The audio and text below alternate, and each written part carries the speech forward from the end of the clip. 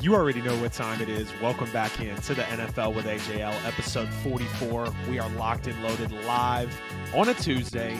You could have been anywhere else in the world, but you're right here tapped in with me on the show. Whether you're on Facebook, Twitter, Twitch, or YouTube, please make sure to like the stream wherever you're watching the show at.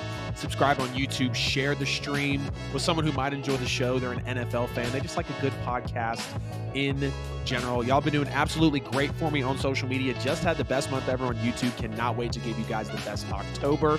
We got over 100,000 plays on the latest TikTok clip talking about the Chicago Bears coaches. So y'all have definitely been showing up and showing out for me on the podcast. Super happy to be back on episode 44. I know we didn't have a show on Friday, a little under the weather last week, but you knew we were going to be back with the show this week. We're going to have some power rankings tonight. CJ Stroud looks absolutely great in the NFL so far. Georgia escapes Auburn. The Buffalo Bills are back. It's time to officially start panicking for the Cincinnati Bengals. And we got a ton more coming on the show tonight. Y'all get in the chat, get in the comments, let me know how you feeling about the show. Let me know if the quality's good too. Last podcast we had, I was so furious when I figured out how the video and the audio was. So y'all get in the chat, let me know how that is. Got some cool weather over here in Atlanta, Georgia. Hope the weather's cool by you guys as well. Hope it's been an awesome week. I know it's only Tuesday. Hope you had a solid weekend. We're in Q4 of the year, so it's time to buckle down, push towards the end of it as 2024 is literally on the horizon. And let's not waste any more time, as Jets fans are pretty upset about this game that they played against the Kansas City Chiefs. We saw the phantom call late at the end of the football game, of course. Again, guys, at the NFL with AJL on all social media platforms. QR code in the corner of the screen will give you every bit of content. So the Chiefs beat the Jets 23-20 in actually what I thought was a really good football game to watch. I mean, you know, the storyline of this thing is Zach Wilson is outplaying Patrick Mahomes, and that really was the case up until it came down to the time to actually put your money where your mouth was, put the rubber to the road, and ultimately why Andy Reid got his 250th win and is now, you know, fourth on the all-time wins list for the coaches. Glad that the quality looks great. Thank you for letting me know, baby. Just shot the text over this way. But you look at Kansas City's defense, how great it's been this year. They're giving up 15 points per game in the NFL, which is sixth right now, and they're seventh in yards per game. You got Zach Wilson coming out, who everyone pretty much thinks is a bust right now, right? Throwing for 72% completion, 245 yards, 2 touchdowns, no interceptions, the most complete passes in his career for him in a game, tied for the most touchdowns in a game as well with 2, and a 105.2 passer rating in this football game also, which was the highest for Zach Wilson. He had some big plays in this game. You look at, you know, big play to Lazard.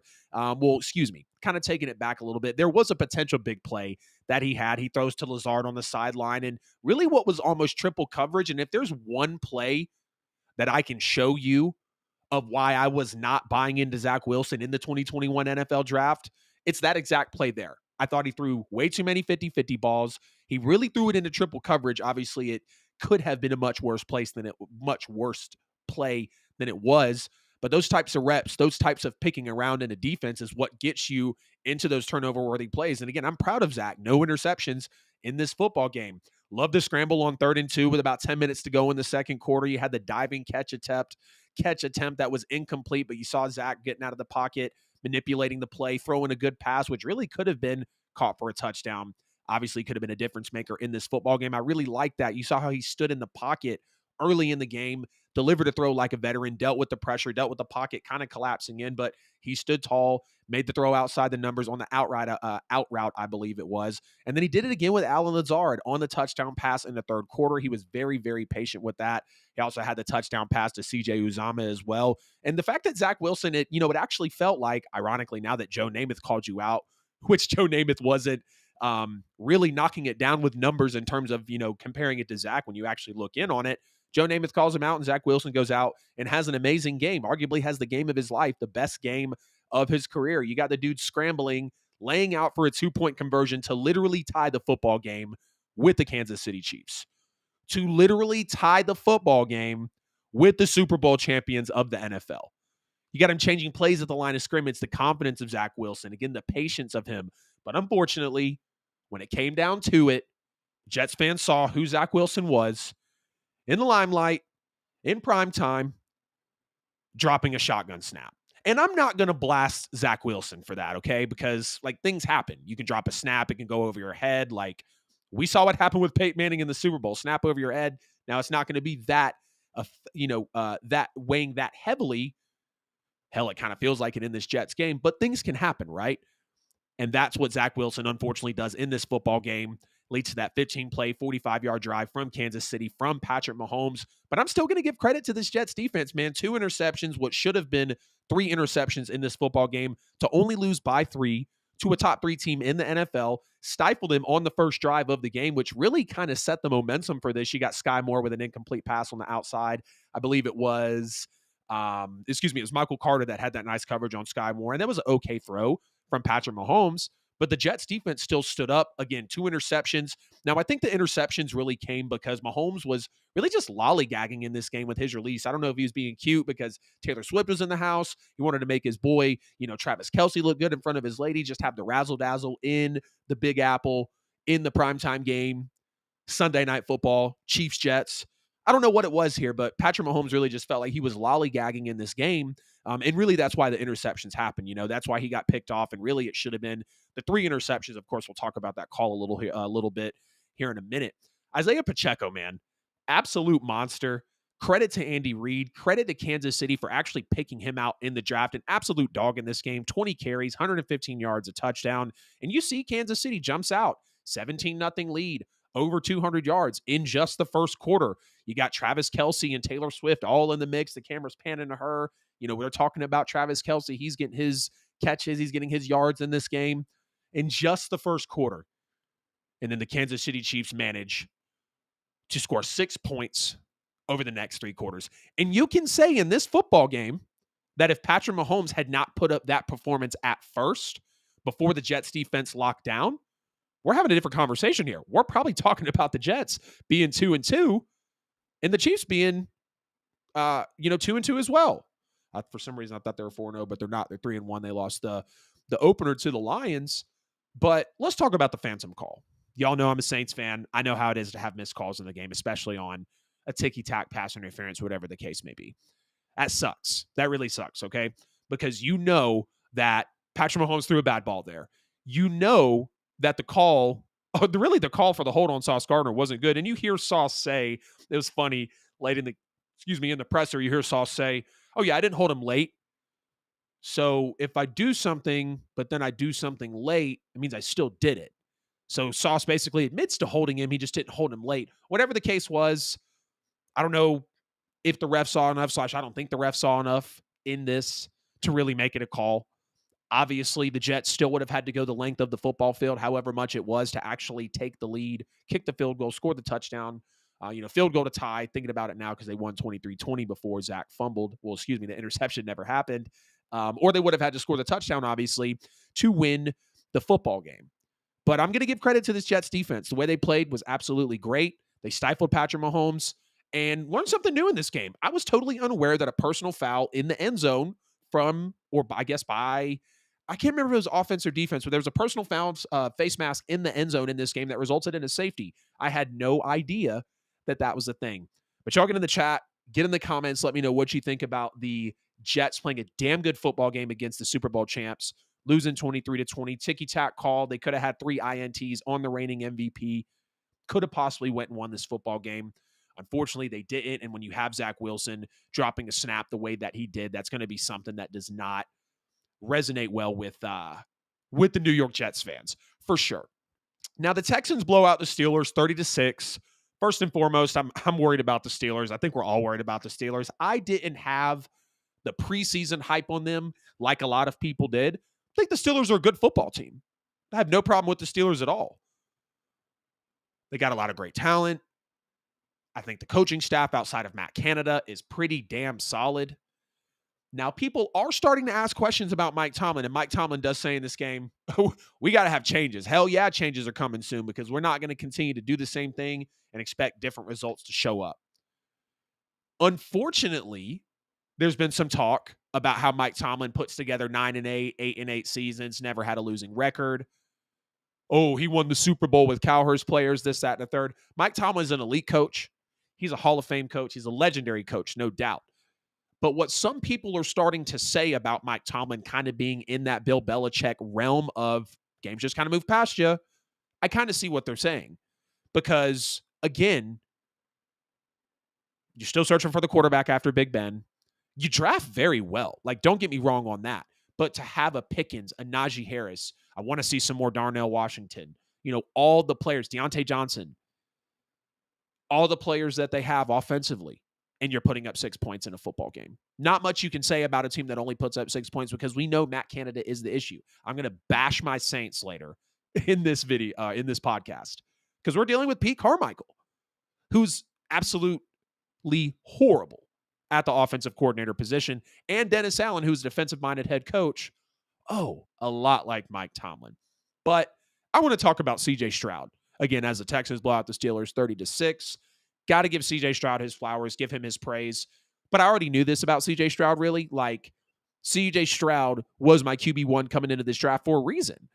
Thought he was better than Bryce Young. I understand Bryce was at Alabama, Heisman winner, played in a big national championship game.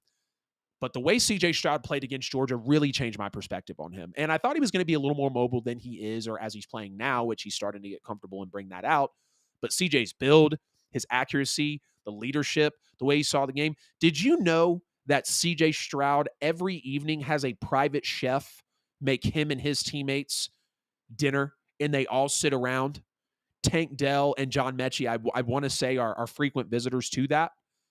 That's amazing. I mean, what, and again, media leaks for certain people, but what rookie quarterback is doing that within an organization like the Houston Texans to really build that camaraderie and actually, bring these guys in? A couple of numbers here from CJ. He's got 1,212 or a little over, 1,200 passing yards on the season, 6 touchdowns, no interceptions, taking perfect care of the football. So by default, he's in the NFL lead for the least amount of interceptions. He's on pace for 5,100 yards. He's throwing 303 yards a game. And again, just showing why he was the QB1 in this past draft. I love what CJ Stroud brings to the table. And you can tell, dude's getting comfortable now. He's starting to sit back in the pocket a little better. Credit to Houston's O-line, the way that they were able to play in this game. Because realistically, CJ Stroud right now is doing this behind an injured, battered O-line that had 3 backup linemen playing against that Steelers defense. And the Houston Texans O-line is dead middle in the league, giving up, I don't know how many sacks per game, but I remember looking at the numbers. They were 16th in sacks per game. Total sacks given up on the year. And the fact that they've dealt with some injuries on this offensive line, like, to know that C.J. Stroud, an Ohio State quarterback that is finally breaking the odds and the standard of Ohio State in front of us, absolutely love to see it. He's using his feet, mistake-free football, very accurate. Now, his completion percentage could be higher. He's sitting at 62% right now. But again, he stands very tall in the pocket. He's getting into a stride now at the position, and you can absolutely see it. He's starting to use his legs a little more. Again, get a little more mobile. He sees the field very well. The Texans got a stud in C.J. Stroud, and I knew that the moment that they took him second overall and then turned around, wowed everybody, and took Will Anderson. Like, my Saints have to play this Texans team in a couple of weeks. And I don't know how I feel about it because C.J. Stroud is damn good right now. 4th in the league in passing yards, 11th in the league in touchdowns. By default, the 1st in the league, or I guess tied for the 1st in the league, whoever else doesn't have an interception currently. In the last 3 games, he has 2 touchdowns each for a total of 6. First game of his career, plays against the Ravens. Fully healthy Ravens. It feels like that's the only time they're ever fully healthy is week 1. No touchdowns, also no interceptions. Has an okay game, for his first outing. I was pleased by it. And you got to give credit to DeMeco Ryans, right? He straight up out-coaches Mike Tomlin in this football game in absolutely all phases. And again, C.J. Stroud just insanely comfortable behind an O-line against that Steelers defense, a Highsmith, a Watt, the linebacking core, knowing the type of play calling that comes from that front 7 with 3 backup offensive linemen for the Houston Texans. And you got to give credit to really what the Texans have done building around C.J. Stroud. Nico Collins, Robert Woods, Tank Dell, John Mechie, Dalton Schultz, Damian Pierce did a damn good job building around him. He doesn't have, firepower. Tank Dell, very solid, very young cat. John Mechie, we saw what he did in Alabama. If he arguably plays in that national championship against Georgia, probably having a different conversation. We remember that. Dalton Schultz, who is a good tight end, I think he'll get, or hope, he gets better usage because we know a quarterback is a completely different animal when they do have a safety blanket. I'm just very happy to see CJ Stroud play like this. I knew this was the type of quarterback he realistically was coming into the year. And really, he showed this in college. Yes, he did have his moments of possibly staring down receivers or not understanding the play, this, that, and whatever the scouts might have said, possibly as he was coming into the league out of the draft. But I knew what I saw on tape from CJ Stroud, and he is very clean, very crisp, pretty polished game so far to be a quarter of the way through the season. He's completed his first September and hasn't thrown an interception. Now, I understand more of the schedule has to play out. He has to see my Saints defense. He's going to have to see some other teams this year. Still got the Colts again, still going to play the Jags again, although I know you just wiped them by 20. Jags are still finding themselves, of course. But I am loving what I'm seeing from CJ Stroud. Absolute praise for him. Clearly, the Steelers have some issues to clean up. But I'm very happy with what CJ Stroud is showing me. And I hope as the year goes on, he really keeps his pace. I don't think he's going to have a 5,100 yard, no interception season, obviously. But if CJ Stroud comes out here and has a Justin Herbert-esque type of year, are any of us shocked? Capable of putting up that Justin Herbert rookie type of year. Now let's switch to college football. I want to talk about the 128th, I believe it was, meetup of the Deep South's oldest rivalry, Auburn and Georgia, facing off over the weekend. I don't have the score in front of me. I'm so bad about getting all the takeaways from a game and not even typing the score on my notes. It's so embarrassing to say with how much I love football. So it's 27-20. Dogs win on the road in a hostile environment. That is obviously Jordan-Hare Stadium. I remember getting schooled on the way that stadium was said when I was in broadcasting school. God, I felt like that guy was never going to let me live it down. But Georgia beats Auburn 27-20. And Georgia is now getting me to a point to where I don't know if we're going to three-peat. And I know it's only through September. We're only 5 games in. The UAB game, concerning. The Auburn game, concerning. Through the first 2 games of the year, Georgia was not scoring in the red zone. Now, obviously, I'm drawing a blank on who they played 2 games ago. I can't remember for the life of me, but Georgia has now shown us in 5 games, yeah, can they be regarded as the best team in the country? Sure. But is this playing better football? And Georgia's defense is always kind of the X factor, right? Everybody, not everyone, but a lot of teams in college football are going to put up points more than they're going to stop people from putting up points. And that's why Georgia's always had not always, but last 5-6 years, legendary defense. You look in the national championship years, very legendary defense in the years that they go back to back. Georgia, through the first 5 games, I think has just shown that they can't put up points better than a USC, better than an Oregon. We see Michigan out there. We see Florida State out there. LSU, if they had a defense, I think they'd be more in the conversation. I know they're a little more down the ranks, but just talking about the teams that I see putting up points at a clip, and then we've got Georgia. And Auburn's a great damn football team. I know every year that we play Auburn, more times than not, it's going to be a close one. Y'all just heard me talking about a couple weeks ago. I remember Bo Nix as a freshman scrambling against Georgia. Auburn's a good football team. Hugh Freeze is doing a damn good job over there with the Auburn Tigers. But let's get into this game a little bit. So Payton Thorne literally giving his best Bo Nix impression, I thought, with his couple of quarterback keepers in this game. And overall, Auburn ran the football very, very well. Payton Thorne was very good in this game, I thought, outside of his interception. Auburn had 2 rushing touchdowns, which ended Georgia's streak of 35 straight games without allowing multiple rushing touchdowns. Multiple rushing touchdowns, the longest streak by any FBS team since the turn of the century, 2000. The Tigers also snapped Georgia's streak of 65 games without allowing an opponent to surpass 200 yards rushing, which was the longest such streak since Ohio State went 78 games between 01 and 07. Auburn ran the ball 43 times on the day, over 200 rushing yards, 2 rushing touchdowns, 43 runs compared to 20 passes. So it's clear that Auburn is going to establish their value in the trenches to be able to push you around. And honestly, that's what happened with Georgia. They got pushed around. Auburn came to play physical. They were running the football, controlling a tempo at the line of scrimmage. And like I've always said, we want to get cute and talk about the Josh Allens and the Patrick Mahomes and the Kyler Murrays and the Jalen Hurtses of the world. And I love all that. But you will always have the greatest chance to win a football game when you control it from the trenches. You set the run, it sets you up for the play action, and it kind of just takes pressure off of everything else. And that's really what Auburn was able to do in this game. I'm going to give a lot of credit to Hugh Freeze. Like I said, he is doing his thing. Always had respect for Auburn as a team. Even though I hate them, friends don't let friends wear orange. I'm not a Florida fan, Auburn fan, Clemson fan. It's not that I hate them. Only team I really hate is the Falcons, if I'm just being honest. And even with them, it's really just because they be coming to get on my back.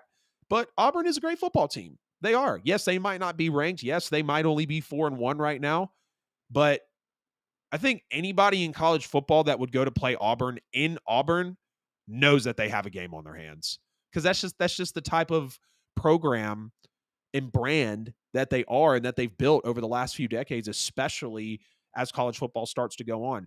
Now, talking about Carson Beck, I haven't watched a whole lot, like super dove deep on Carson Beck this year, but I did think he had a nice throw at the goal line, which was broken up by Auburn with about 6 minutes to go in the game. He had another big throw to Brock Bowers in the fourth over the middle. Brock Bowers clearly having the game of his life. He was the man. 8 catches for 157 yards, 121 yards in the fourth quarter. He went in at halftime before he went off in the fourth quarter. 2 catches, 9 yards. So credit Carson Beck and Kirby Smart and the whole offense making those adjustments and understanding that Brock Bowers is a top player in this country. Brock Bowers is going to be a first-round pick.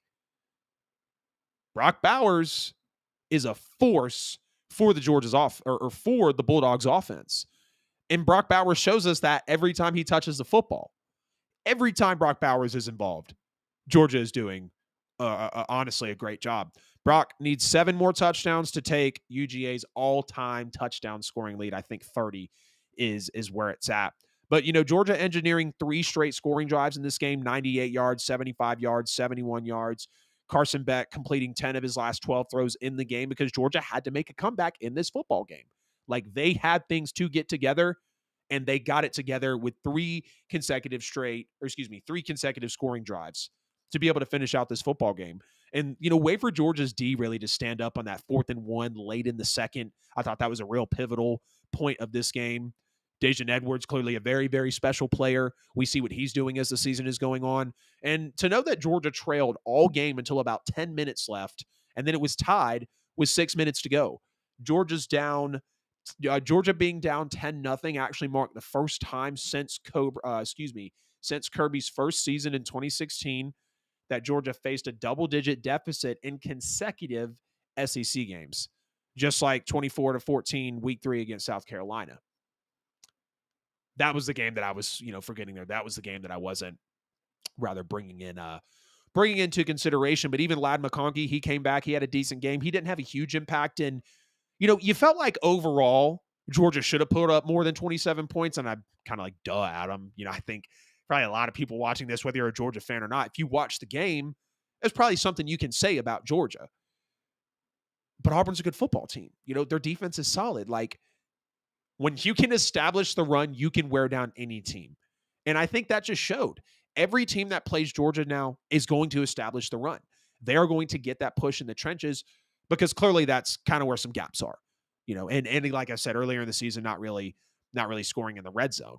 But I thought Auburn and Georgia overall played a good football game. I thought that Georgia, again, was showing us that it's probably not the year for the three-peat, but anything can happen. It's only September. I know we're only through 5 games.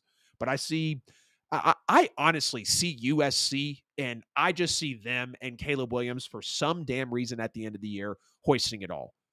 And you guys can see I got both. I need to get the next Coke bottle, but I got the Coke bottle behind me from when we won the chip in 1980. No, I wasn't born yet. I was negative 17 years old, if you want to be technical. And then when we won the first one, when we got the pick 6 on Bryce Young with Keely Ringo. So, I bleed red and black. I want the Dogs to three-peat, but just really from what they're showing, I don't really know if that's possible stepping, deeper into this college football.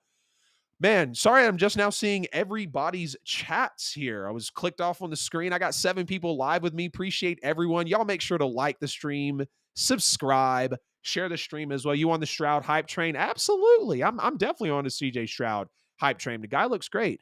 I'm nervous that the Titans are going to troll him with the Oilers throwbacks. CJ Stroud, yeah, he might have fun. Payton, what's up, man? I'd love to get you back on the show, dude. I'd really like to get you back on. Let's maybe try to get you on Friday. Darby, as always, what's good, man? Frederick Meredith, college football is wide open this year. And to me, Georgia getting back to Atlanta is a successful season, whether they win or lose in Atlanta. Yeah, I think that's fair too. I think that's really fair to say. I don't think any Dogs fan is, especially me, I wouldn't complain with, Georgia going back to the national title game. I just don't know who it's going to be against. Because, I mean, again, I'll be honest, like, if we're playing USC, I'm scared. I'm terrified. And like, the NFL Mike said here, good to see you here, man. Always appreciate the support for the content. Caleb Williams is absolutely nuts, praying he doesn't end up as a Raider. I'm praying he doesn't end up as a Falcon, possibly. I don't think the Falcons are going to get the number 1 overall pick. It's more than likely going to be the Bears, and I don't even want to see Caleb go to the Bears as well. It would really suck. Brock is a top 10 pick easily. Yeah, no doubt. Without question. Saints need to go pick him up, Darby. Unpopular podcast. Jalen, what's good, man? I'd love to have you back on as well. He said, last season, Georgia has NFL players that covered up their shortcomings. They don't have that anymore. And it shows. I think they still do have NFL players because, I mean, just by default, Georgia puts players in the league every year, But, I mean, compared to last year, this year compared to last year, yeah, we do feel a little bit weaker, But this topic actually broke a couple weeks ago, and I thought it was very interesting. Wanted to get into it here on episode 44. After Deshaun Watson had played his 2 games and ultimately just looked horrible after his first 2 games of the season, the Browns were talking about potential outs of Deshaun Watson's contract, what they could do if the league were to suspend him for conduct potentially vital to the game. Saints currently have the 12th overall pick, so I mean, we could trade up and make it happen. Yeah, I can. USC's defense is the only reason they won't make it. I mean, I think there's a lot of teams though, that don't have a good defense that could make it and win. I just think we're so spoiled by Georgia's defense in that SEC prowess, Georgia, Alabama, whoever it was being up there, ultimately having that because the SEC always is in the college football playoff. Defense gives you an edge. Yes, absolutely. Again, if you can establish that presence in the trenches, rushing the quarterback, you're going to be in a good spot to win the football game. But yeah, so want to get to Deshaun Watson. The Browns are exploring options for outs of Deshaun Watson's contract potentially. This really came about after Deshaun Watson had the 2 face masks in the game against, I can't remember who it was against. It was against the Steelers? Yes. The 2 face masks against the Steelers. And Deshaun was just playing horrible. $230 million guaranteed, all the picks that they traded. We know what's happened to get Deshaun Watson into this point and ultimately make this talking point. So Deshaun Watson's Browns contract guarantees can be voided if he was or is suspended 2 or more games. So Deshaun Watson's 5-year, $230 million contract with the Browns that runs through 2026 is fully guaranteed, as we know, but it can be voided if he is suspended for on-field infractions. The guarantees are voided for NFL suspensions with the following exceptions. Player is suspended for not more than 1 game for violations of the official NFL playing rules, or player is suspended for violations of the official NFL playing rules that, in the club's, the Browns, sole opinion, results from non-egregious conduct.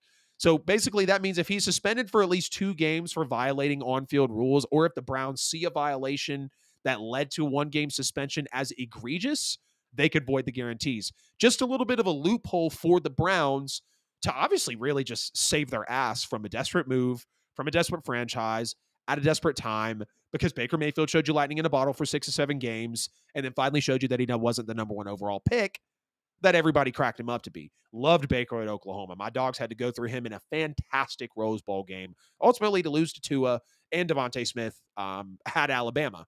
So I get all of that. But, the language in this is really notable because there was kind of some uncertainty whether he was going to be suspended after he had the couple of face masks from a quarterback, again, 2 of them in a game against the Pittsburgh Steelers. He was fined, I'm trying to get it to show me here. He was fined $35,000, $35,513 for the 2 unnecessary violations.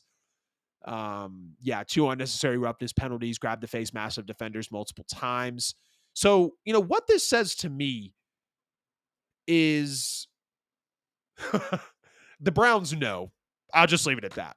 The Browns know where they're at right now with Deshaun Watson. Did he play solid against the Titans? Yeah. It's also one of the worst secondaries in the league, so he really hadn't done much until he played a bad Titans team.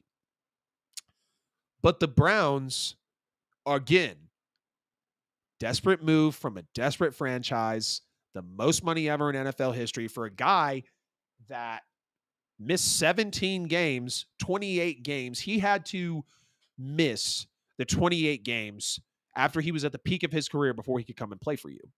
Love Stefanski as a coach. I'm one of the few out there that I feel like gives Stefanski his flowers because I saw what he did with that Browns roster, with the team, getting them into the playoffs and all that. And the Browns have a very good roster right now. Like, the front seven is great. The defense might be the best in the NFL. Very solid offensive line. We know Nick Chubb is out, which really sucks. But the Browns, like, it doesn't need to get to a position to where Kevin Stefanski's job is questioned because his record has fallen for the last few seasons, because Baker Mayfield returned back to form.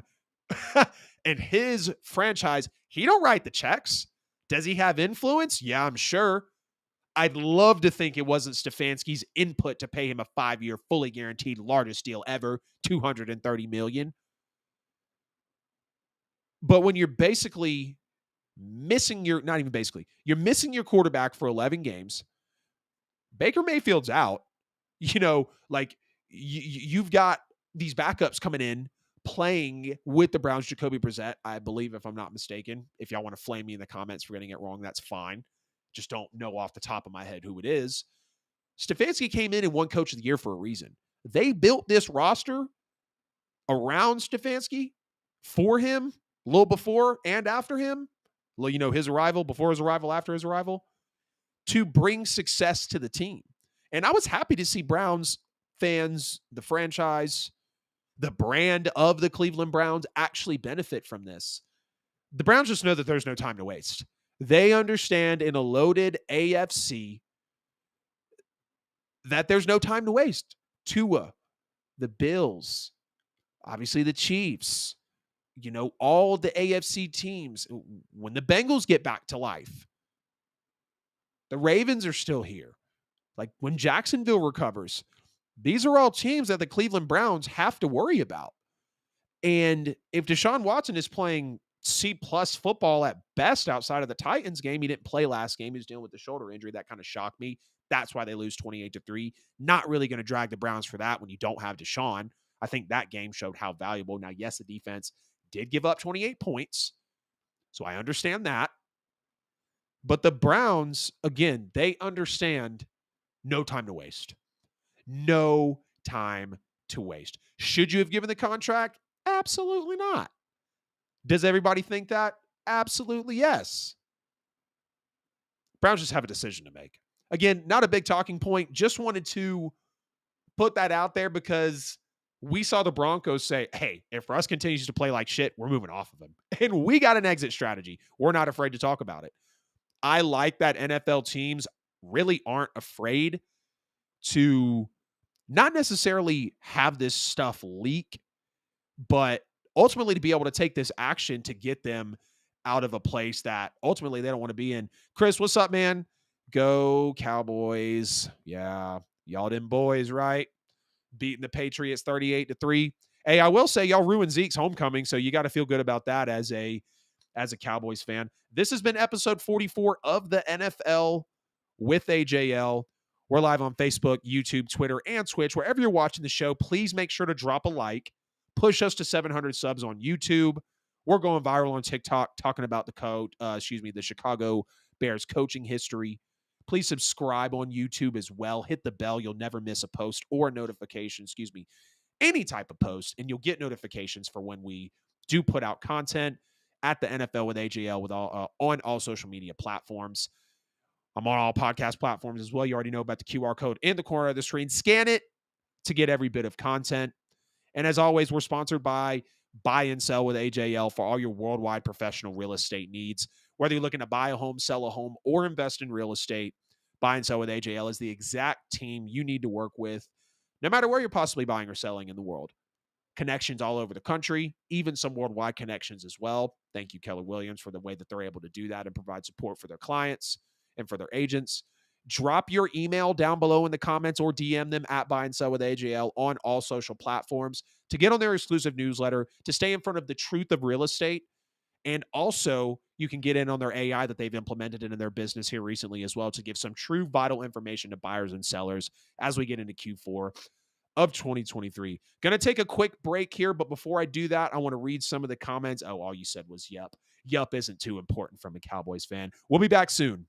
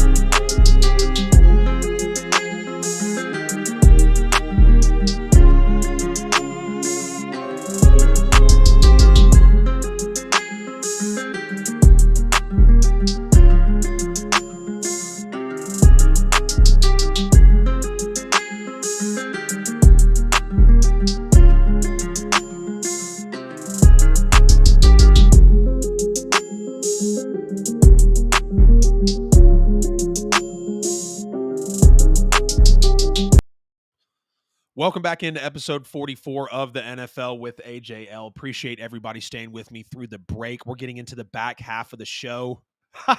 I just saw on the NFL Memes Instagram account, apparently it's confirmed Matt Canada, offensive coordinator for the Pittsburgh Steelers, has a damn Twitter burner account. A fan went on to X, Twitter, whatever you want to call it, did some reverse forgot my password stuff. The email literally showed matthew.canada@steelers.com. Apparently, it's been blinding, defending Matt Canada, calling out Kenny Pickett, other coaching staffs, this, that, and the third, whatever the case may be. I just got to say, it makes me feel better as a Saints fan. We are in delusion, but damn, I hope we're not out there on burner accounts at this point in the NFL. Chris said, Michael, the Saints are the Florida Gators of the NFL. Don't play with me, bro. Here you come, already starting this. Caleb had 415 yards with 6 tubs, and Sanders had 421 with 5 tubs. Too bad you missed the game. I won big, baby. Oh, no, I didn't miss the game, bro. Go check my instant reaction. Dropped an instant reaction, first one ever. If y'all check that out, I really appreciate it. Been wanting to do some instant reactions here lately, and had the chance to do it, so we jumped on and made it happen. Now, the Eagles beat the Commanders in overtime 34-31, and I thought this was a very nice football game to dig into, considering Sam Howell and Eric Bieniemy, really all of Washington, bounced back majorly after losing 38-3 to the Buffalo Bills and just absolutely getting blown off of the map. And it's a good bounce back for Washington. Like these, it's like I said in the last video, these, or the last time I talked about the Commanders, are the growing pains that you have to go to and go through. You have to have the 4 interception games. You have to have the games where you only score 3 points. You have to have the games where you struggle on third down and you don't get stuff happening in the red zone. That's what makes you a better football player. Sam Howell comes back. He's absolutely cooking again. Had some nice scrambles in this game for about 40 yards, I believe. And the fact that he's, not only him, Bieniemy, Rivera, Washington, hanging with an elite team, an elite football team in the Philadelphia Eagles, the NFC champions, Super Bowl runner-ups in the Philadelphia Eagles, forcing overtime as time expires. Sam Howell with the pass to Jahan Dotson to cap a 10-play, 64-yard drive.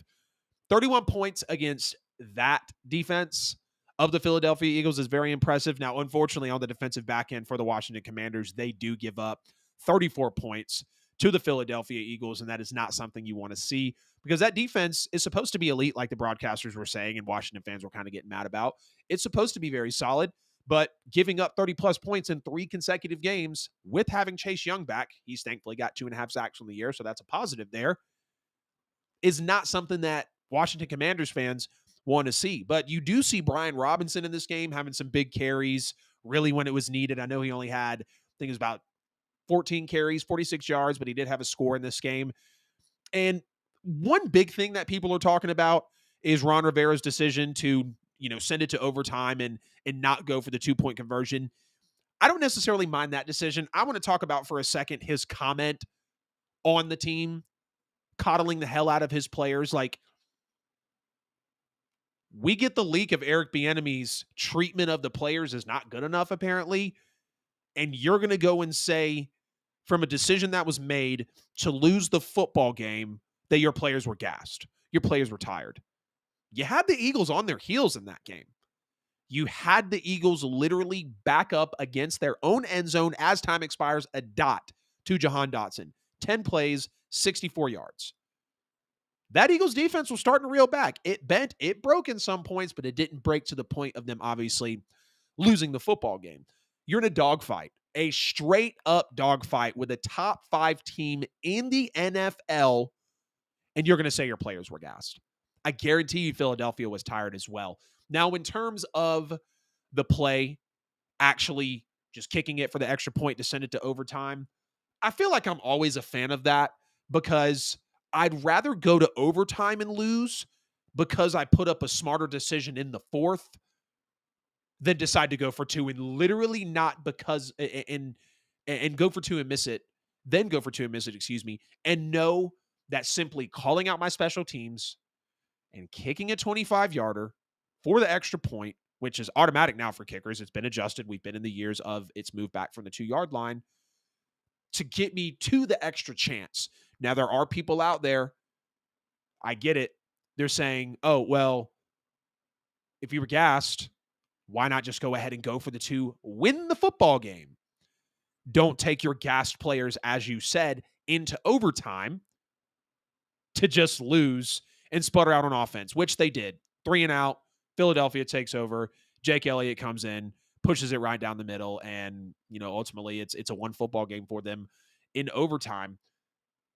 The Commanders defense giving up 30-plus points over the last 3 games is something that, they're not used to. I'm not used to, knowing how this Washington Commanders defenses came around, knowing all the defensive players on the line, knowing that front 7, understanding that Chase Young is back, thankfully, and like he's a force for that team. Chase Young on that defensive line, you got Jonathan Allen there as well. Like, they make things happen. Deron Payne, obviously. I'm starting to, remember these very elite names that are on this line that have made their money, that have, come to play with the Washington Commanders.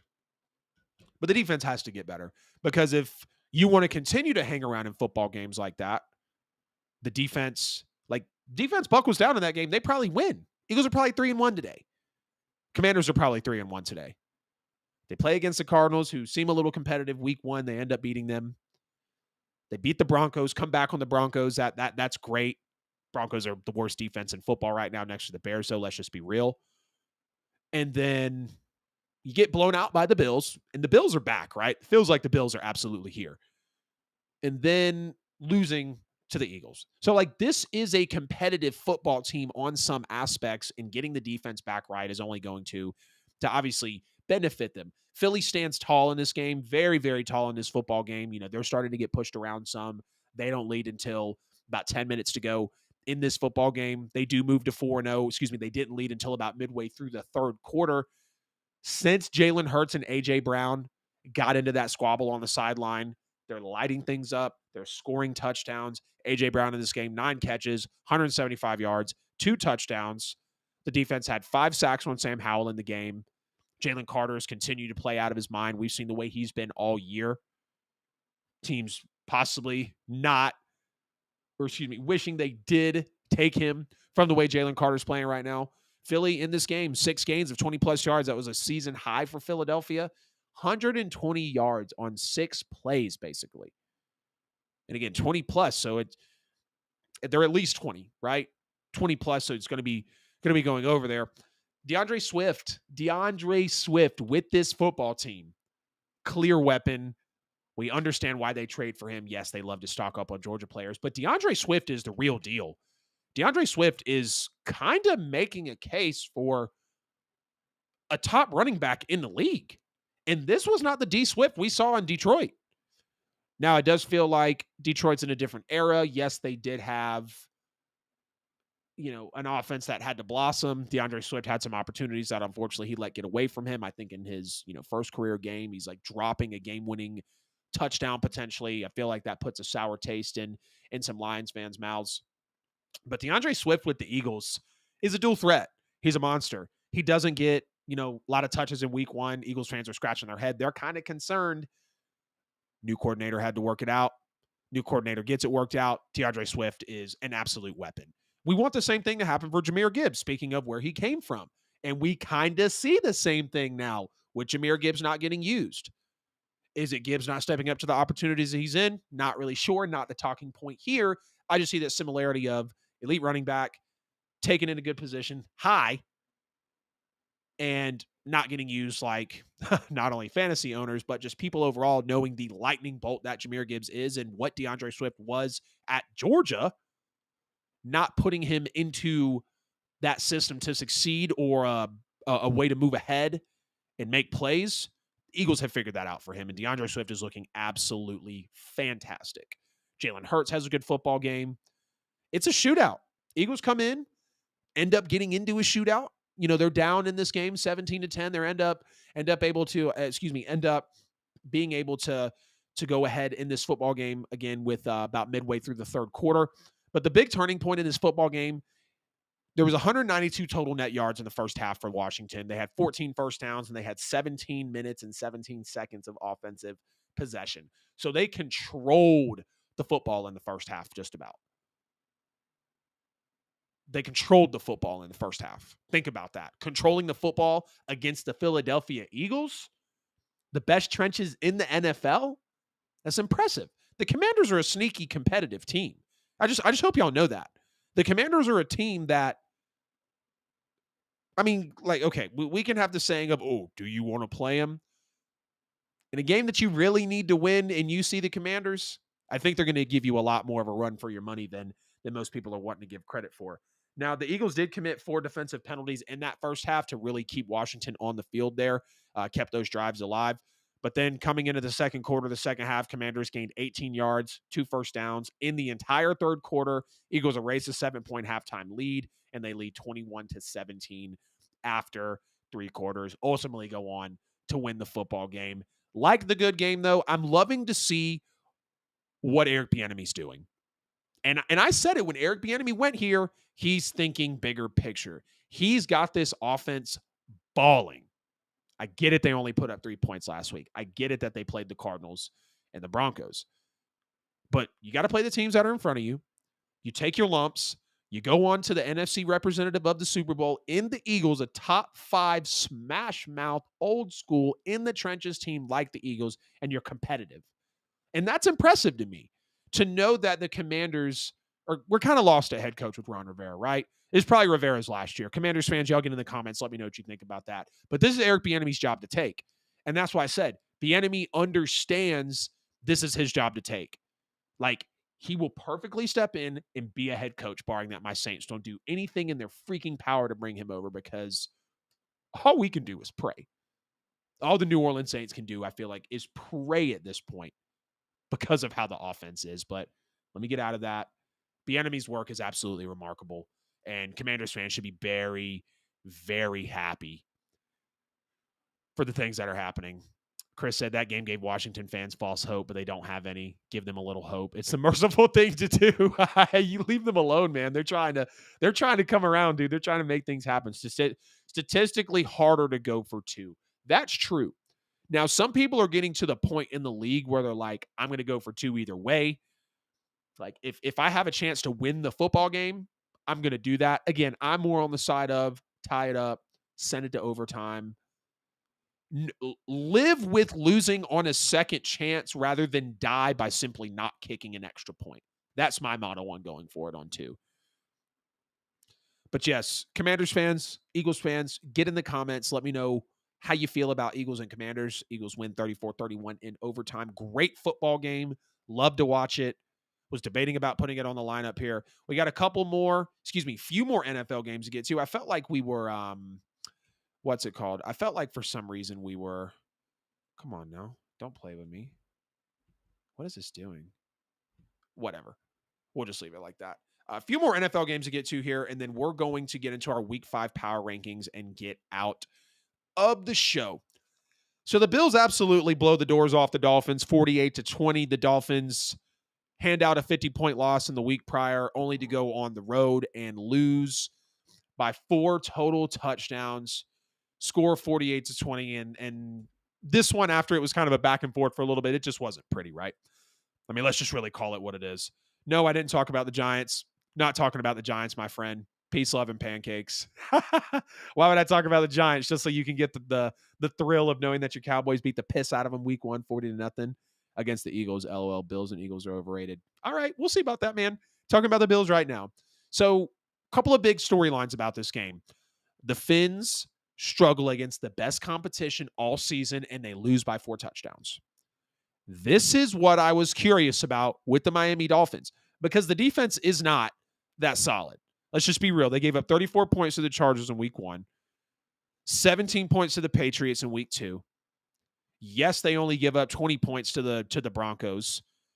Broncos offense is, pretty not even rough. Kind of a statement in that game, but you also hung 70 on them, so it's like kind of an anomaly. Did you really need defense when you're scoring 10 touchdowns? I mean, let's just be real. You beat it by 50 though.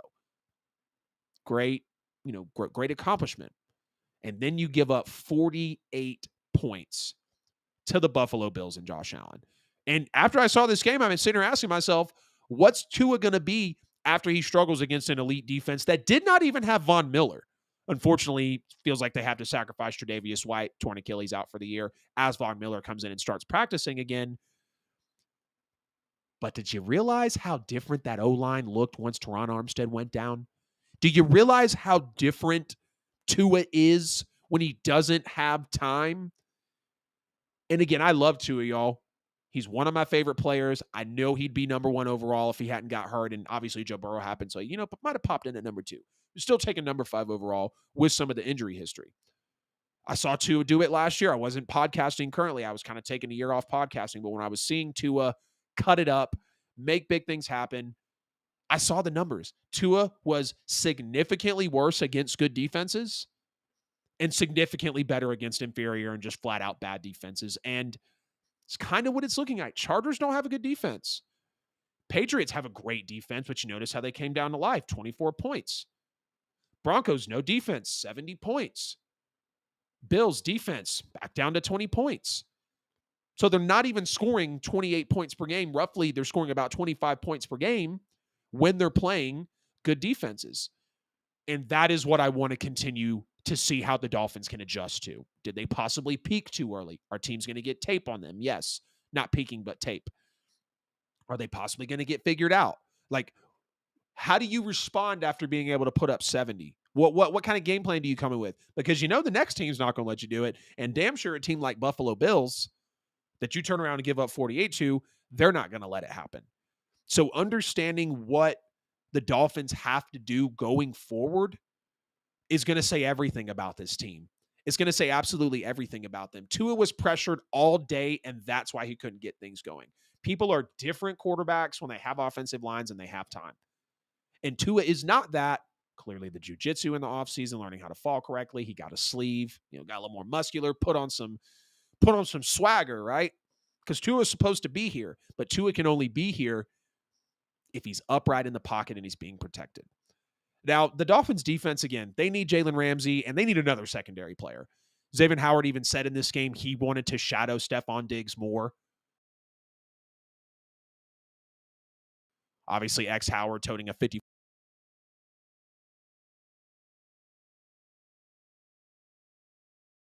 The horrible, even, you of the Miami Dolphins.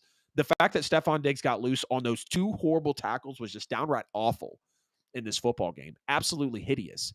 You've now got the Bills winning their third straight game by 28 plus points. Now, it is all against bad defenses. Rams, Dolphins, Commanders slipping. But they're still out here blowing people out at a clip. And Josh Allen has been absolutely amazing. Since week one, throwing 3 interceptions and fumbling one time, Josh Allen is first in adjusted completion percentage at 85.2%. He's got 812 passing yards, which is towards the tops of the league. He's got 10 total touchdowns, which is first. He's first in passer rating with a 125.8 rating. And the Bills are outscoring their opponents by 90, 123-33, after the week one loss to the Jets. And obviously Aaron Rodgers goes down. He just posted a perfect passer rating this Sunday, 158.3, 64% completion, 320 yards, 4 touchdowns, no INTs. That is what Josh Allen is capable of. And I heard someone say it. Who was it? I think it was TJ Hushmanzada talking on The Herd with Colin Cowherd. Josh Allen usually only beats himself. It's his turnovers that get the Buffalo Bills into a position and get Josh Allen into a position where he's not playing good football for Buffalo. When Josh Allen stays out of his own way, he's an absolute monster. To know that this Bills defense also without Von Miller was able to pressure Tua the way that they were. Y'all know Tua coming into this game got the ball out faster than anyone in the NFL and had only been sacked one freaking time prior to walking into Buffalo on Sunday. Buffalo got to him multiple times. Greg Russo had 2 sacks. Ed Oliver, Daquan Jones each had another sack. So you got 4 total sacks just from there on Tua Tagovailoa. Another testament to the Bills' defense. Tyreek Hill had his season low in targets. He led the Dolphins on the outside with 58 receiving yards on just 3 catches, but him and Jalen Waddle combined 7 catches for 104 yards, no tubs. No touchdowns given up to the fastest wide receiver duo in the league. We've seen Tyreek and Waddle do a lot more damage than that. And Devon Achane, still an absolute monster. Loved him getting drafted to Miami. I was like, Jesus, they need more speed, right? Achane's an absolute dog. 55-yard touchdown run in the fourth quarter, but I will continue to give credit to this Bills defense. After he had that 55-yard touchdown run in the fourth quarter, they only gave up 56 yards on another 7 carries. Yes, there was another touchdown there. You still beat them 48-20. Raheem Mostert came in 6 touchdowns on the year, leading the league, tops of the league in yards per carry, yards per game. Shut him down. I mean, credit to what the Bills are actually turning into at this point in the season. I know it's September, kind of got fool's gold football, or at least the first 4 to 6 weeks, maybe 8, but weeks 8 to 9, we start to figure out who you are. And I'd love for Buffalo to keep up this identity because last couple of years, I've picked them in the Super Bowl. Last couple of years, I have had the Buffalo Bills being that team that goes to the Super Bowl and represents the AFC. But usually Josh Allen's turnovers, Sean McDermott's coaching, lack of possible offensive support. Like Dalton Kincaid, let him get going even more. It's going to be disgusting. Gabe Davis, obviously, making his role back. Deontay Hardy, former Saint. Love to see him being speedy and getting his work in when he can. But again, unfortunately, losing Trey White in this game, Achilles tear. Von Miller, as Pat McAfee likes to say. Von Miller starts practicing again. Von Miller is going to make this team just another level. We saw it in the season opener last year, Bills Rams. Von Miller is all over the place. All over the place. Bills Dolphins was a great football game. Bills win 48-20. The Dolphins struggle against their best competition all year to lose by 4 touchdowns. Tua's got to bounce back. Dolphins got to bounce back. But the Buffalo Bills, I understand it's against all bad defenses outside of the Jets where they lose. The Buffalo Bills have arrived, though. The Buffalo Bills have now stamped their foot at the end of September, coming into October. Top 3 team in the league. Little peep there of the power rankings coming later. And ultimately, you got to take a look at who's going to be able to step in and kind of de-rally these Bills right now. It'll happen. Might not be a blowout. It might be a shootout that they lose. It might be a low-scoring affair like the Patriots had with the Dolphins. We don't really know. It does feel like they are getting a little too hot too early. We know that health has to be a thing. Again, Von Miller is coming back, so that is very good. But the Bills are here. I mean, the Bills are here. I think the Bills are definitely going to stay playing at this level. I hope they stay playing at this elite level because they look very, very good. Josh Allen throws 3 interceptions in one game. Crickets. Dak throws 3 picks in one game. Everyone says get rid of him. You know when you got the star on the side of your helmet, what it means, man. The star on the side of your helmet, the star on the side of your helmet, and that bull or that buffalo on the side of your helmet are 2 completely different things when it comes to quarterbacks throwing 3 interceptions. The Titans blow out the Bengals, which is very, very worrisome for the Cincinnati Bengals. I mean, they're 1-3 now. They're 1-3 coming out of September, stepping into October, and they lose 27-3 to the Tennessee Titans. The Tennessee Titans. Yes, we're talking about the same Titans team that outside of Deshaun Watson last week being shy of 11 yards, throwing for 289 passing yards, they'd allowed 3 straight games of a 300-yard passer. Joe Burrow doesn't even come in and do that. It's clear Burrow is hurt. Joe Burrow has struggled. His mobility is limiting him. The Titans also held a wide receiver under 100 yards for the first time this year. And I had said, Deshaun Watson, great game. He did it against the Titans secondary. I want to see more of what it's about. This Titans secondary is not very solid. The Bengals now are sporting the worst offense in the NFL at 12 points per game. If you would have sat back 90 days ago, nah. Scratch that. If we would have sat back week 1 and you would have told me in week 4, after week 4, that the Bengals are scoring 12 points per game, I probably would have asked you what you were smoking.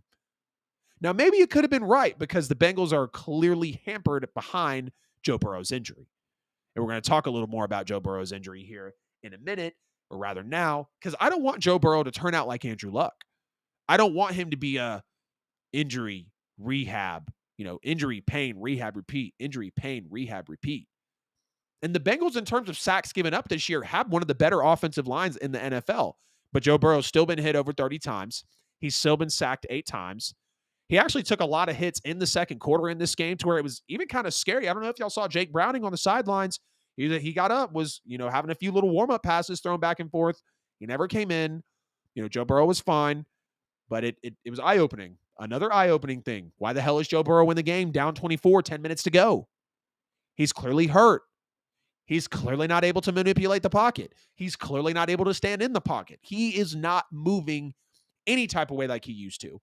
And we know any quarterback that can get outside the pocket, especially like Joe Burrow, kind of manipulate the play, big arm, great accuracy, sees the field well. If you take the mobility from him, and again, he's not a Fields, he's not a Lamar, he's not a Kyler, he's not a Russ. Like, we know that. But when you can't even bounce around in the pocket, plain as day why Joe Burrow is playing the way that he is.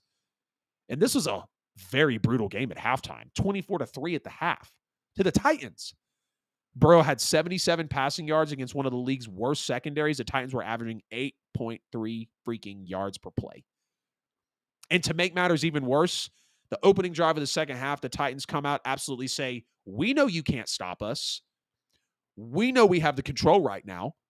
They ended up going up 27-3 with a field goal, 10-plus minutes on the opening drive of the second half, which basically ended the football game. The final score was 27-3. It was 27-3 after that 10-minute drive from the Titans opening up the third quarter. Now, the Bengals did have some penalties, obviously, that did move the Titans down the field. But otherwise, they just could not effectively counter the Titans. The Titans? I know I've been saying that, but we're talking about Ryan Tannehill, who had some connections to D-Hop, who had a really nice, game plan worked up with him for Derrick Henry. Y'all know Derrick Henry threw more passing touchdowns than Joe Burrow did in that game? Yeah. This is the state of the Cincinnati Bengals that we're talking about right now. These are the same Cincinnati Bengals that were in the AFC Championship last 2 years, in the Super Bowl the year before last. Yeah, that Cincinnati Bengals. That's leaving Joe Burrow in down 24 with 10 minutes to go in a game. That Cincinnati Bengals team. I'm over here asking, where the hell was Lou Anarumo? We see a defensive masterclass against the Rams. Where is it? Ryan Tannehill was comfortable, a lot. Derrick Henry, comfortable, a lot. Open throws, a lot. You managed to make Ryan Tannehill a bottom 10 quarterback, in my opinion, in the league on most days, you managed to make him do what he did. 27 points. There was no Lou Anarumo present in this game. The Titans O-line is not good right now. They're literally missing Peter Skoronski, and Trey Hendrickson only had 0.5 sacks. But I'm going to give credit to Tim Kelly, with the Titans offense. Very pass-heavy approach here. Early down play action set up a lot of Derrick Henry's usage in this game. You get Derrick Henry with a touchdown pass. You got a trick play touchdown in this game as well. And just Tennessee's play calling overall, play calling, separates the men's from the boys, the lieutenants from the generals, the winners from the losers in this league. Coaching. That's what this league runs on. If you want to build a house on 2x4s, go hire Dennis Allen. If you want to pour a nice slab and maybe have a crawl space, go hire Andy Reid. I'm just being honest. If you don't have coaching, which the Titans did have great in this game, you're probably not going to win a lot of football games. You had Shane Bowen as well. Very nice defensive coordinating here. Some nice blitz calls to just really throw Burrow off in this football game. But I'm just going to go out and say it. The Bengals could easily be 0-4.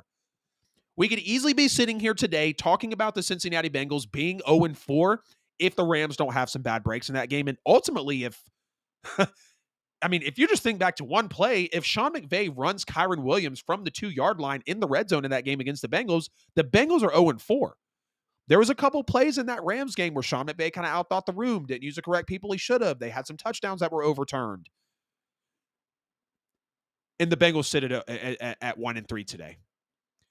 And we're raving over Joe Burrow's game. 50% completion. Beat the Los Angeles Rams. First one of the year. We're all hype. But I'm here to give the realistic rundown on the actual panic that should be setting in with the Cincinnati Bengals. It's officially time to be concerned after 4 games. You have the worst offense in the NFL. You're averaging 2 touchdowns a game. Not even. You're averaging 4 field goals a game. I can't even give you extra points. The Cincinnati Bengals hold the worst offense in the NFL. The Cincinnati Bengals hold the player that makes the most money ever on a quarterback contract outside of Deshaun's guaranteed money in NFL history. And he's hurt. The O-line. Orlando Brown was trending again, just like in week 1, when they got blown out 28-3 by the Cleveland Browns. They get blown out again 27-3 by a way less team of the Tennessee Titans, or Orlando Brown is trending again. The Bengals have to sit Joe Burrow for some time, or at least they had to, because you take a look at the schedule. Not to mention, before we get into the schedule, we got T. Higgins with cracked ribs in this game, Jamar cussing out people. He said, I'm always fucking open. He was very upset. And I get it. Like Jamar Chase, you need your targets. You need to be fed. But we heard people talking about they need to sit Joe Burrow. They need to sit Joe Burrow. Why is Joe Burrow playing? What is Joe Burrow doing? What is like Zach Taylor? Hello. This is why we start to question sometimes what's actually happening. So let's look at the Bengals schedule. They lose to the Browns, 24-3 in week 1. Lose to the Ravens, the injured Ravens, 27-24. They beat the Rams, and we all rave about it, 19-16. And then they lose to the Titans, 27-3. So you could really argue the Bengals should have already sat Joe Burrow coming into the year. Week 1, Browns, everybody probably thinks you're a better team than them. The Ravens walk into week 2 injured. If Joe Burrow's not playing, okay, maybe you lose that game, but you get that time for Burrow. If for some reason you want to bring him back in the Rams game for the second home game of the year, right after the home opener against the Ravens, maybe you do that. Or maybe you bring him back against a very porous secondary in the Tennessee Titans. But now you look on their schedule, and look, maybe he can sit next game, right? Because it's the Cardinals. But the Cardinals are at home, and we saw how they just played a Cowboys team who is undoubtedly better than Cincinnati at this point and beat them. I'm not going to sit here and tell you that the Cardinals are going to beat the Bengals, but Joe Burrow hampered is susceptible to a lot of losses in the 2023 NFL season. You got the Cardinals up next. You have the Seahawks at home. You have the Niners on the road. You have the Bills at home. You have the Texans at home, you have the Ravens on the road, and you have the Steelers at home. That schedule really doesn't ease up with how all these teams are playing right now until you get to the Steelers, and I'd like to think that Matt Canada's not going to be calling plays, by the next 6-7 weeks when you host the Steelers on November 29th, 1 p.m. game. So the time to sit Joe Burrow has arguably already passed. The meat of your schedule is here. Seahawks, Niners, Bills, Texans, Texans are freaking playing great. C.J. Stroud's a stud. Ravens, Steelers. It's a little scary in Cincinnati right now. I believe it. I'm not even a fan. I've been keeping up with how Cincinnati has played over the last couple years, of course. Absolutely love what they're able to present. But Bengals fans got to be worried. Your time to sit Joe Burrow has already passed. Meat of the schedule's here now, and you're walking into it 1-3. Could we possibly see the Bengals season over within the next 4 or 5 weeks? Because the more you play Burrow, like you really want to see Burrow go up against that Niners defense if he's not healthy? I would argue you sit Joe Burrow for the next 2 games and have him healthy against the best team in the NFL in the Niners and the best defense, arguably, in the NFL against the Niners. Because if you want to hamper Joe Burrow in 26 days from the day of this recording, October 29th, the day that they play the Niners on the road, 4:25 p.m., if you want Burrow playing in that game not healthy, that could be the season determiner right there. The Bengals have to make a decision. I understand, it kind of feels like the Bengals season is Joe Burrow's calf or Joe Burrow's health. Because before Burrow, nothing. Yeah, they drafted Jamar. Obviously, they get Trey Hendrickson. They bring in Lou Anarumo. Zach Taylor comes into himself. They try to get some offensive line help, or they essentially do. And you're sporting the worst offense in the NFL. Sad. So sad. Y'all get in the chat. Get in the comments. Let me know what you think about the Bengals being 1-3. It's very unfortunate. Very, very unfortunate because this football team is a lot better than this. I think we all know this football team is a lot better than this, and they should be performing well above this standard. Well above this standard. The Saints played their worst game of the year against the Buccaneers. I hope y'all are ready for this one. They lose 27-9, and it was horrible. Downright atrocious. Putrid. Derek Carr should not have played. I love the fact that Carr's a veteran, grown-ass man, been in the league 10 years, was on an MVP run at some point in his career. But it was very clear after, what was it, 39 passing attempts for Derek Carr? Not even 150 yards passing? But he should have played, right? He was taking first-team reps all week, which I'm here for that. AC sprain. We kind of hear all the stories of how Breeze played through one in 2014. He was good. But, Derek Carr was still getting blasted behind the O-line. Yes, he only took 2 sacks, which was half of the sacks he's taken per game over the last 3. And the Saints are still in. The Saints O-line is just as bad as the Bears, Saints fans. Did y'all know that? Saints O-line is bad. Derek Carr should not have played. There's no reason for Derek Carr to play. Derek Carr sits that game and we lose to the Bucs. I'm fine with that. I'm totally fine with that. But it's getting down to the point to where I don't know how much worse it can get. Honestly, I don't know how much worse it can get. Because as long as Dennis Allen and Pete Carmichael are at the helm for New Orleans, they will go nowhere. Nowhere.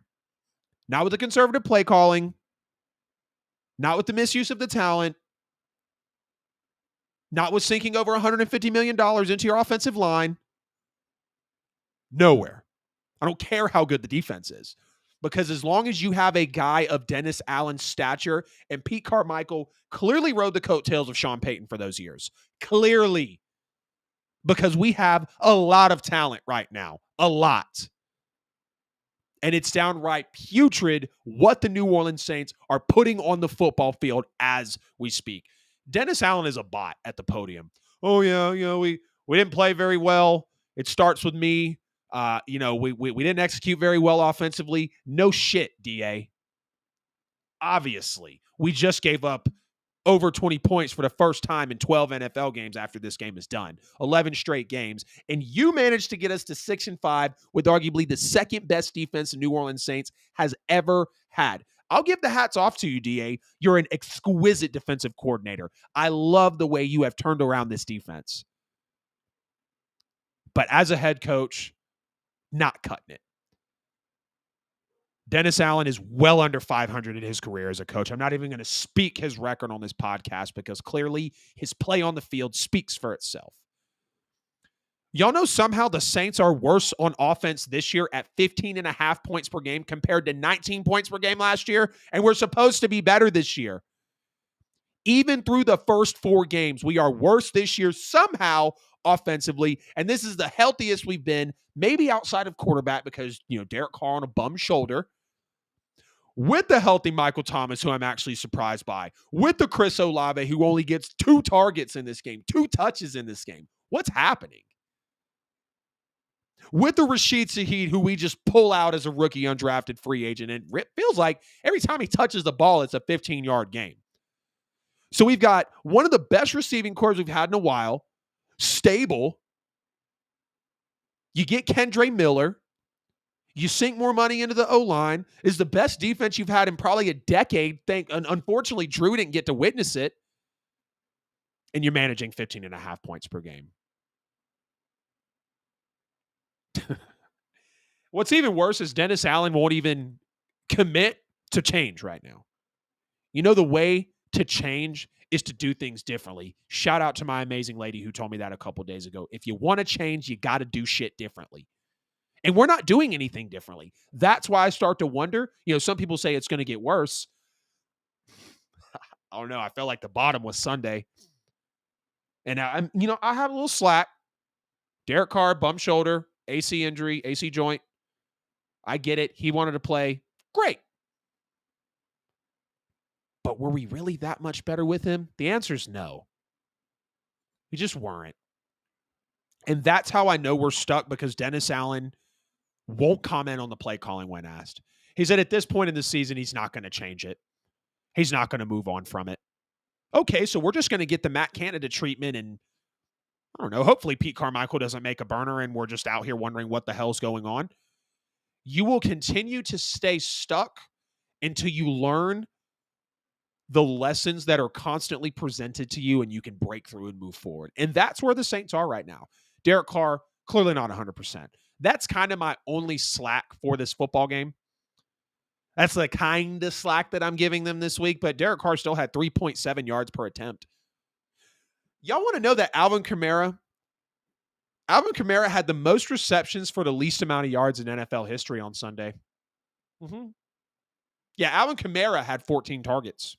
But Derek Carr wouldn't even want to get blown up. Derek Carr knew that once that timer went off in his head, he wasn't going to have anywhere to throw. And he's playing on a bum shoulder. At that point, playing on a bum shoulder. Alvin Kamara had 14 targets, 13 catches for 33 yards. No touchdowns. The Saints didn't score a touchdown. I'm sure y'all knew that. You watch the football game, you see how ugly it was. I mean, let's just keep going. It's just atrocity of a football game. I got a nice question for y'all at the end of this. I'm really interested to see what y'all say, because I actually just thought about it not right before we got on the show, but today as we got into the day of the show. I might have seen the worst play call ever from Dennis Allen and Pete Carmichael in this football game. Adam Prentice, the fullback. Well, first let me take it back some.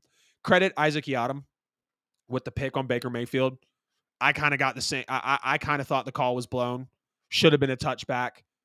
Like, his momentum literally took him into the end zone. The 2 feet come down in the end zone, so that's where his possession is established. And even Gene Steratore said the ref should have worked to make this a touchback. Okay, whatever. Ball's on the 1, right? That's fine. It's not like we have a $100 million running back in Alvin Kamara or Taysom Hill, who, when he touches the ball 7 or more times, which, by the way, he only touched the ball 4 times this game, the Saints are 16-1. Or just, the third-round pick in Kendre Miller that we brought in the offseason in the NFL draft. No, we're going to hand the football to our fullback. We're going to hand the football to Adam Prentice, who has not had a rushing attempt since last year. Not to our $100 million running back who was averaging 4.6 yards per carry on the day. Not to Taysom Hill. Not to Kendre Miller. I would even prefer to damn tush push on Derek Carr. Something. But you give it to Adam Prentice. It's the first rushing attempt he had since last year. What are we doing? I mean, honestly, what are the Saints doing? I mean, I know what they're doing. They're staying held captive by, two lieutenants that were under Sean Payton. But the Saints just look bad, y'all. They look bad. We know they look bad. They're a bad football team right now. They are probably a bottom 10 football team right now. And that sucks to say as a Saints fan. You cut me, I bleed black and gold. Whole dad side of the family from New Orleans. Go there on the regular. I'll be there on Thursday Night Football to hopefully watch us beat the disappointing Jaguars this year. Darby, maybe you were right about us buying tickets to the Bears game. Defense sets up 20 points. Defense lets up 26 points. The streak is over. We let Baker Mayfield at home dice us up. That feels almost worse than Daniel Jones with the 11-point comeback in the Dome a couple years ago. We let Baker Mayfield dice us up. Now, I will give credit to Tampa. I think Tampa's a good football team this year. Baker Mayfield's clearly in his zone. Baker looks pretty impressive to me. Now, I know they haven't played a lot of people, so they're not going to be as high in my power rankings. But the Saints are just bad. I mean, they're so bad right now. The coaching, the coordinating. It's the worst I've seen as a fan. It's the worst I've seen. Definitely. The New Orleans Saints have more defensive turnovers, 5, than they do total touchdowns on the year, 4. And one of those touchdowns was the Rashid Shaheed punt return touchdown that we also lost that football game too. We blew the 17-point lead on the road, pitched a shutout through, almost only 11 minutes left in the game. Yeah, that football game. Like I said, how far from the bottom are we really? How far from the depths of hell are the New Orleans Saints in terms of NFL purgatory? Because it's getting to a point where you're just going to have to blow it up. I mean, we've been kicking the can down the road for years. We knew once Breeze was gone, it was going to be ugly. But I didn't expect a lieutenant and a clueless offensive coordinator to be the reason of our demise. I mean, are the Saints just going to sit here and waste Dome Patrol Jr., Dome Patrol 2.0? Is that what they're going to do? Because we already wasted a lot of Drew Brees' prime years, 7-9, 8-8, 9-7, because we're putting the 20th and the 25th best defense on the field. And Drew Brees can give us 38, but damn it, we're going to let up 45. Did we not learn from that? We start to get the elite defense as Drew gets to the end of his tenure. And the best defense we've got, we're squandering it with some amazing offensive talent with over $150 million invested into that offensive line. And we're being ran by Dennis Allen and Pete fucking Carmichael. Is that what we're going to sit here and do? Are we going to sit here and piss away our best defense we've had in over 10 years? Is that what's going to happen? Because that's what it feels like. Now, I got a question for Saints fans. I have a genuine, honest question for New Orleans Saints fans. Would y'all welcome Sean Payton back? Because I would. I would 100% take Sean Payton back with arms wide open, and I might even trade a pick for him. I'm just saying. I think his contract's over after 2025, 2024, something like that. But the reason I asked that question is because clearly Sean Payton is stinking it up in Denver. I was going to talk about the Broncos-Bears game, but Justin Fields plays his life out. Sean Payton almost loses to the worst team in the NFL. And then the worst team in the NFL, who put up points on the worst defense in the NFL, allows one of the worst teams in the league to come back on them and win. Because Justin Fields just absolutely chokes the game away. But Sean Payton is clearly struggling right now. Sean Payton is clearly struggling right now with the Denver Broncos. The offense is clicking. They're not winning football games, though. The defense is horrible. Vance Joseph clearly has some things to clean up. Would you welcome Sean Payton back to the New Orleans Saints, Who Dat Nation? Because I would. Because understanding that Dennis Allen is now 6-6 in his last 12 games. He is well below 500 as a coach. We have more offensive talent this year, and we're worse offensively. Pete Carmichael is not the guy cutting it. Slide Sean in. Slide DA back to the defensive coordinator role because, again, DA, you call an impeccable defense. 99% of the time, I agree with your defensive play calls. Now, you can be boneheaded sometimes. I've seen you call some calls and blow some, late coverages in a game and kind of make us wonder if that team's going to come back. But for the most part, man, the people that you've brought in and the defense that you have built is elite.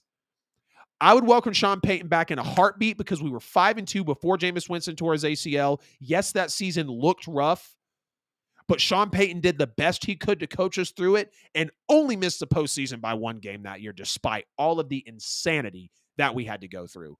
Coaching is what separates the winners from the losers in this league, the men from the boys, the champions from the runner-ups. We saw that the Browns were horrible under Freddie Kitchens. They hire Kevin Stefanski, and they win a damn playoff game, and he's coach of the year. We see what coaching is doing for the Washington Commanders right now under Eric Bieniemy. And this is where we're at. This is where we're at. I would welcome back Sean Payton. I would welcome back Sean Payton without even thinking about it. I get it. His heart wasn't in it. That was bullshit. Whatever.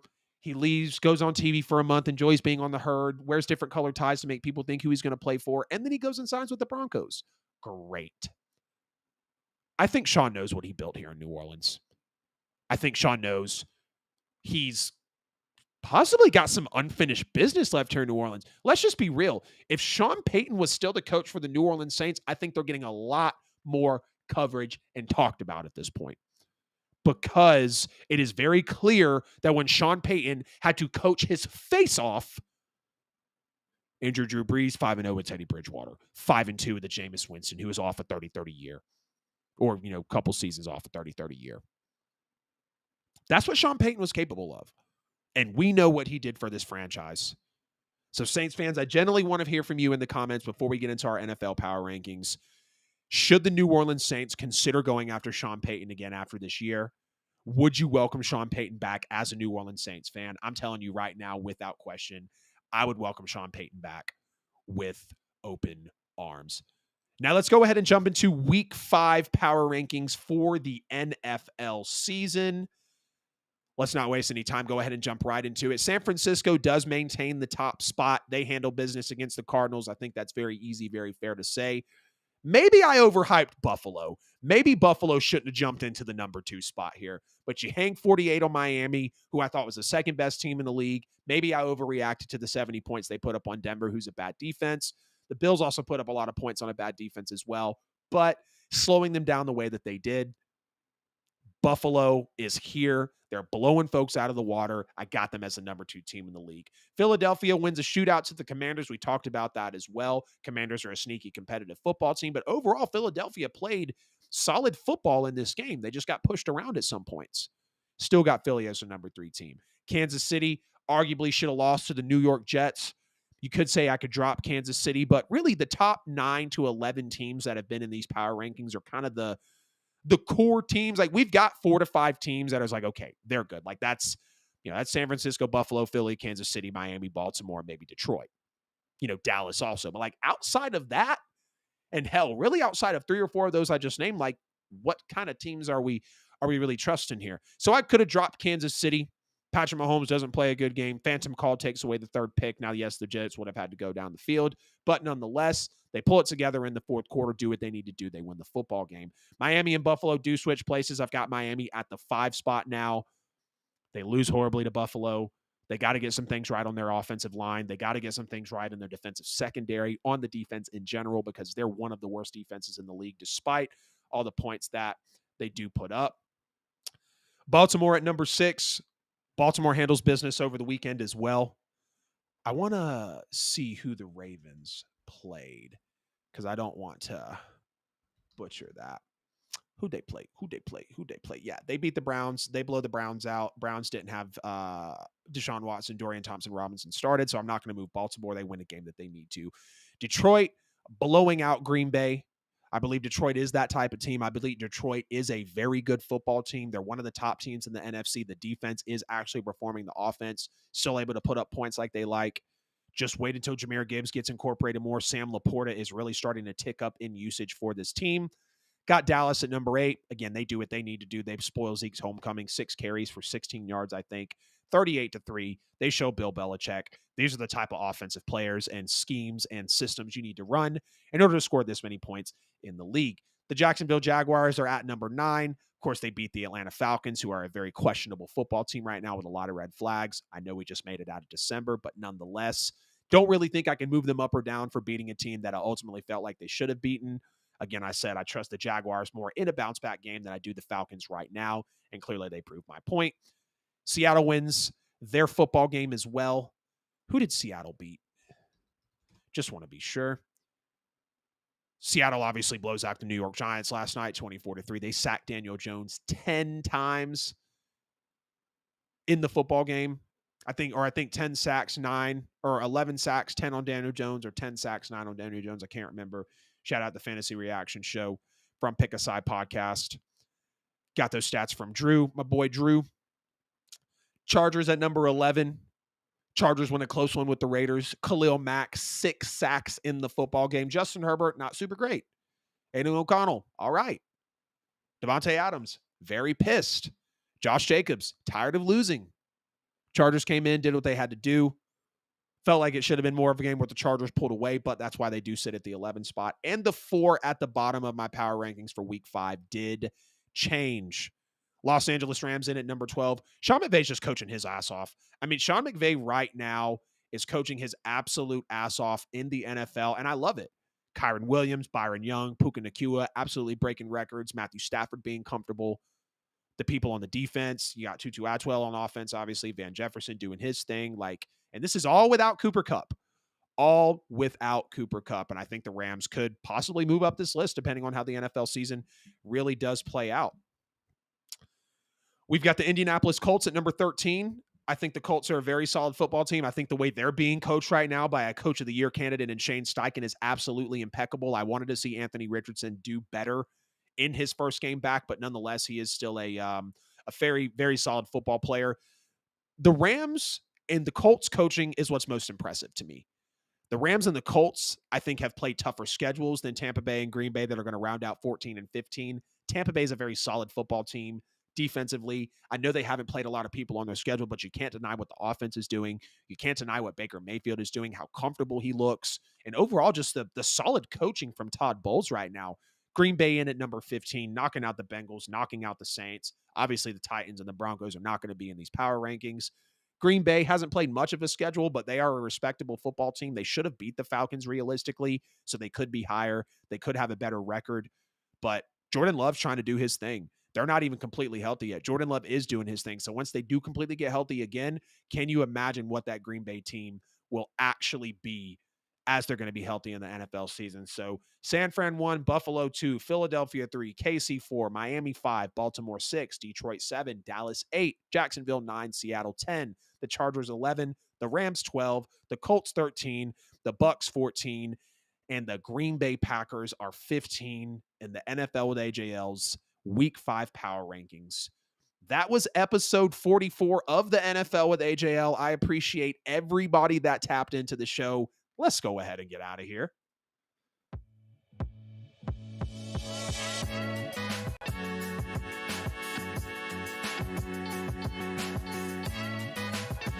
That was episode 44 of the NFL with AJL. I appreciate everybody tapping into the loaded show tonight as we were back live on a Tuesday. As always, you could have been anywhere else in the world, but you were right here tapped in with me on the show. As we chopped up CJ Stroud looking great, Georgia escaping Auburn, the Buffalo Bills are back, the panic for the Bengals, and we just went through the Week 5 power rankings and so much more. in between. Please make sure to like and share the stream wherever you're at. Before you get out of the show tonight, subscribe on YouTube. You guys, again, just gave me my best month on YouTube in September, and I can't wait to dominate in Q4 and as we go through the NFL season and we continue to grow the following, the brand, the community of the NFL with AJL, because without you, there is literally no me. At the NFL with AJL on all social media platforms, the QR code here in the corner of the screen will give you every bit of social media and podcast content.